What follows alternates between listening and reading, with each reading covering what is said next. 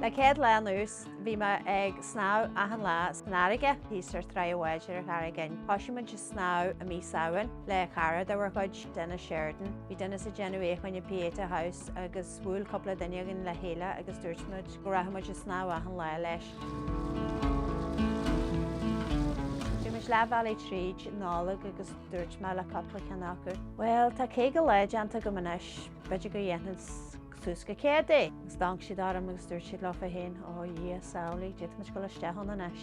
So chuirmuid le na cleaganí le chéile agus chuirmuid amá gur me go dhéanú céad le stééis na eisce go bhádúid airigad chuine na háthar istí in Áthirleán an Chláthán lé.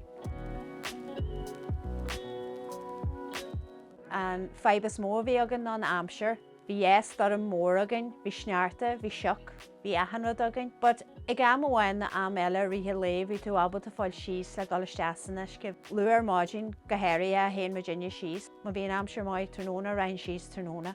So dubar muid háartar an Amsir bhí muid ábal a fáil isteasanna airige ahan le. Tá an gobar seo ag cóglas an Total Health an Anagra agus tan táh armsa an seo go bhfuil donna ionta máidú jeú me gam lón, tá me se go síos snámh gam lón rathe donnalam, a mé leat a gceart a gceart.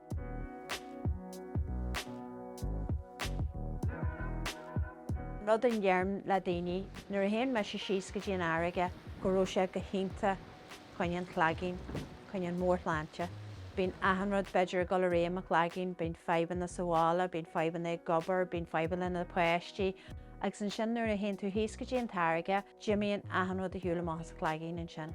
Agus nuair a hagann tú máthans an eisce, dearann tú le tain, tíú sin a chuirsteatharam.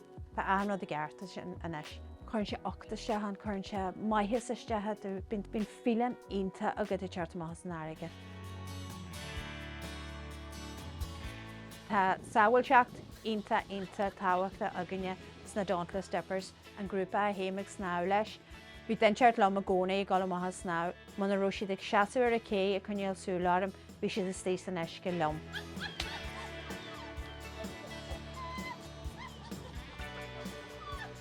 Grúpa sóisialta tá tú fásta, sin mu síos bíon muidir cant sulla déon muidir steasanna go bíon muidir cant nuair a héon muidir steasanna eisce, agus an sin nuair a hagan muidir maith agus fáin muidir tromaithe suas, bíon a gcónaí cup an té agan. Bíon crack agan, bíon muidir cant faúta ahanrad. Tá cardulas an sin le na daoine nachhuair me se atibí eile go fáil.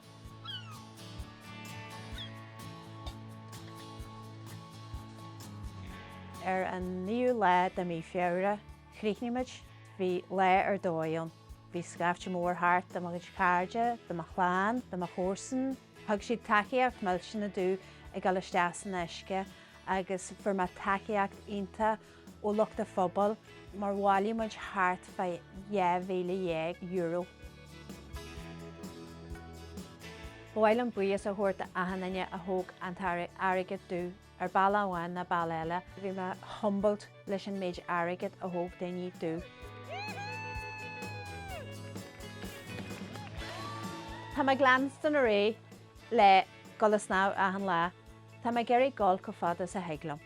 Bei sin dhéchad le tríchéad le bliain nelas agam, but go bíad am ábal a gáil rahaman fád sin.